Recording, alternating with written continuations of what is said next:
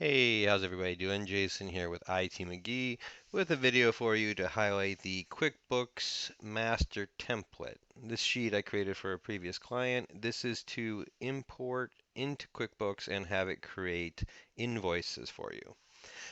This one is going to be a little specific. It was specific to the business I did it for, but if you download the demo, which is available on my page here, you should be able to tweak it and make it your own.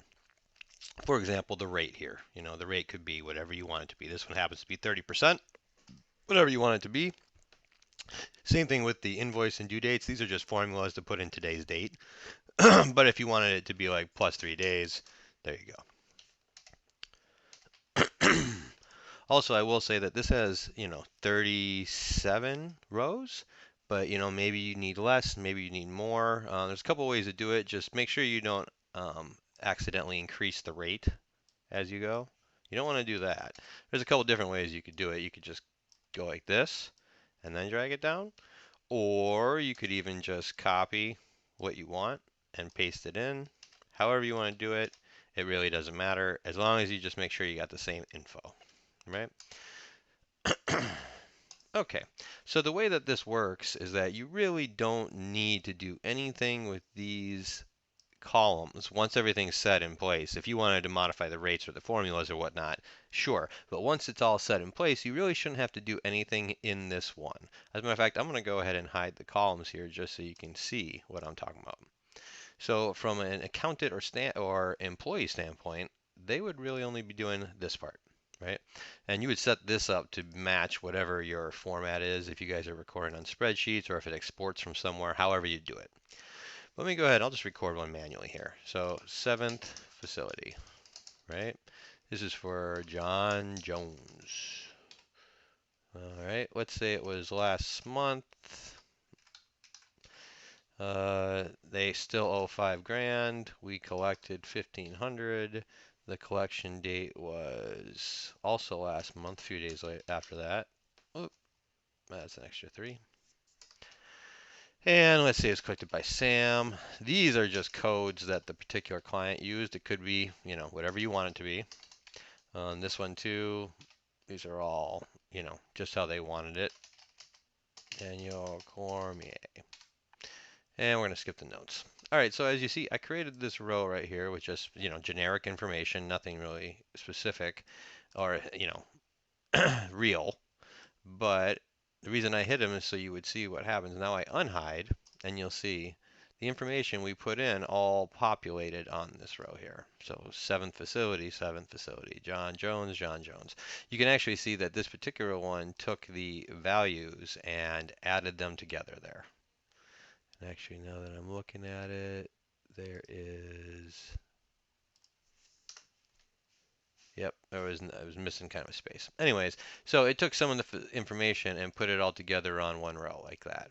That is going to be the description that goes on the invoice. Service date, you'll see it, grab that from down here. Boop. Stuck that there. So this 450 came as a result of that rate, 1,500, 30% of 1,500, right?